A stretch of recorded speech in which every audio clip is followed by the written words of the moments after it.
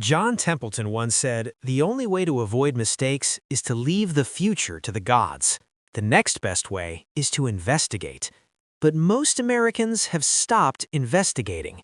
They've accepted a standard that was built for a world that no longer exists. Think about your week. 40 hours. That's the gold standard of the American dream, right? You give the system 40 hours of your life, and in exchange, the system gives you a stable path to a home, a family, and a retirement.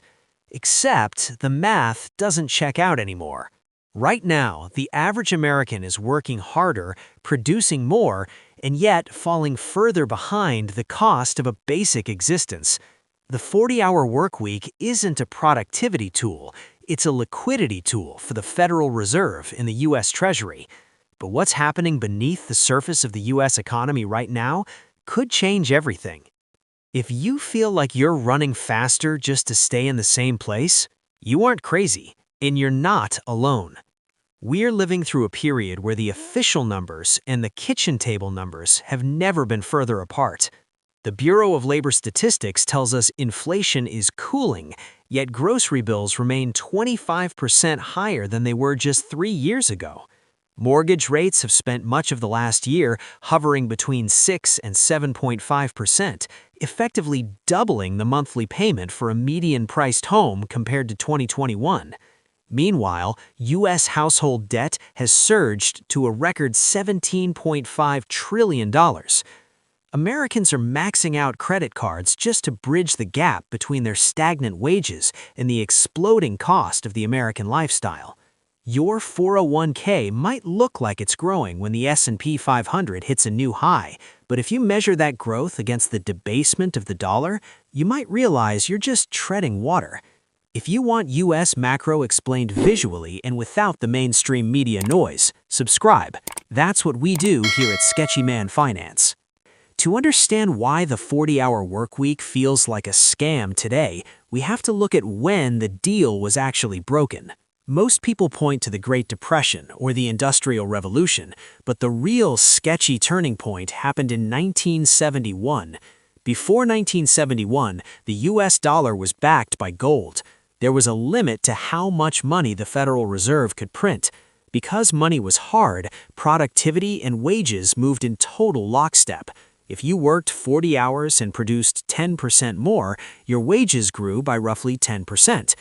But when we left the gold standard, money became soft. Suddenly, the link between time worked and value stored was severed. Since 1971, productivity has increased by nearly 65%, while real hourly compensation has only grown by about 10%. We saw a similar squeezing of the middle class during the 1970s inflation crisis. Back then, Paul Volcker had to raise the Fed funds rate to nearly 20% to break the back of inflation. But today, the Fed is in a much tighter corner. In 1980, U.S. debt to GDP was around 35%. Today, it's over 120%, with a national debt mountain exceeding $34 trillion. The Fed can't raise rates to 20% without bankrupting the Treasury, so they have to find another way to pay the bills. And that way is you, working 40 hours for a currency that is intentionally being devalued. Let's talk about the data villain in this story. It's not just corporate greed, it's the math of the system itself. The Federal Reserve is currently trying to squeeze the system. They want to bring the CPI, the Consumer Price Index, down to 2%. But the CPI is a curated metric. It uses hedonic adjustments and owner's equivalent rent, which often lag or understate the actual pain felt by U.S. consumers. If we measured inflation using the same methodology the government used in the 1980s, we'd likely see that real inflation hasn't stayed in the 3% range. It's significantly higher. Then we have the 10-year Treasury yield. When yields spike, it sends a shockwave through the housing market and corporate debt. The sketchy reality is that the U.S. government is now spending more on interest payments on our debt than we spend on our entire national defense budget. Where does that money come from? It doesn't just appear, it is extracted via the hidden tax of inflation. If the M2 money supply surged by 40% between 2020 and 2022 and your salary didn't go up by 40%, you didn't just stay stagnant, you took a massive pay cut. This is why the 40-hour workweek is the ultimate hedge for the government. As long as you are locked into a 40-hour cycle, you are providing the labor that backs the debt. Do you believe the Fed has inflation under control and we're heading for a soft landing? Or are we heading into round 2 of inflation spike? Let me know in the comments. I read them all. At Sketchy Finance, we focus on understanding the cycle, not reacting emotionally. So, let's break down what this 40-hour scam means for your specific situation. For homeowners, if you locked in a 3% mortgage, you are currently winning the debt game. You are paying back the bank with cheaper dollars, while your asset inflates. But you are also locked in. You can't move without doubling your interest expense. You have golden handcuffs. For renters, you are on the front lines of the debasement. As the Fed squeezes, landlords pass costs down. Without an appreciating asset, your 40-hour week is being drained faster than anyone else's. For stock investors and 401k savers, the S&P 500 forward PE ratio is currently above historical averages. This means you are paying a premium for future earnings.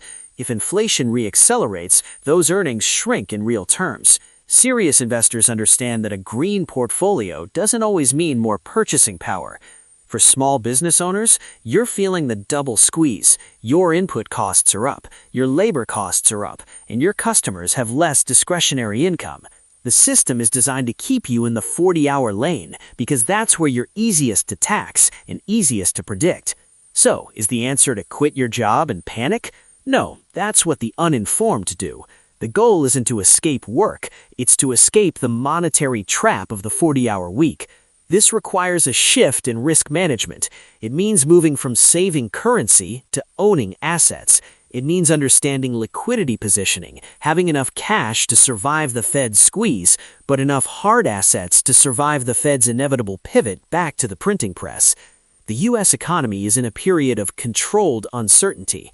The rules of the game have changed, but the instruction manual they gave you in school hasn't been updated since the 1970s.